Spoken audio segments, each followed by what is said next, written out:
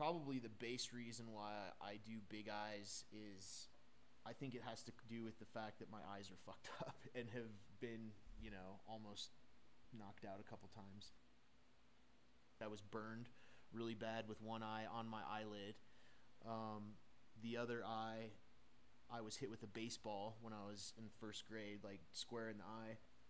Plus, I'm blind, and I've needed glasses and contacts my whole life, so it's always a little bit of a self-portrait.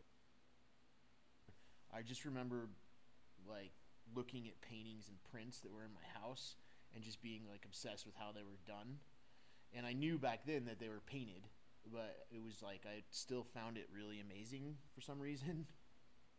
As soon as there was a crayon in my hand, I was drawing on everything, and I was always, keen to pick up a paintbrush and do little watercolors and whatever. I mean, I remember my first oil set I probably got when I was 10 years old. So, I mean, it was something that was encouraged early on. I usually start using the dirty water out of my paint bucket, that's like brown, nasty water. And then I kind of start developing it with like a light brown, dirty watercolor. And then I just develop the colors as I go. With the color and with the composition and everything too, like I adjust things. That's why like I start with charcoal and I start painting with real light colors. Even before you put the paint on with the charcoal, you can like erase it. And so it's just like tweaking things. I'll start out with an idea and then paint it that way.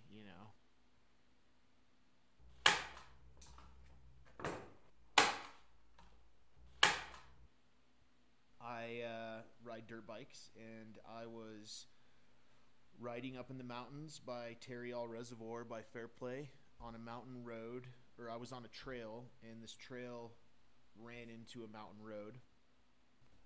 We had to go up the mountain road about 700 yards. This is a paved road. And in that 700 yards before turning left off the trail, off into another trail, a guy in a pickup truck came up behind me, tried to pass me on the left just as I turned left, and T-boned me going 60 miles. We think around 60 miles an hour. Basically, my shin, lower left leg was smashed. Fractured my right elbow, my painting arm, and also my rotator cuff on my right shoulder. The shoulder surgery they waited to do for about 2 months because they wanted my leg to be, they wanted me to be able to walk and not fall down and fuck my shoulder up. So basically I had to wait to get the shoulder surgery for 2 months, and then it was like another 2 months after that before I could even begin to think about painting.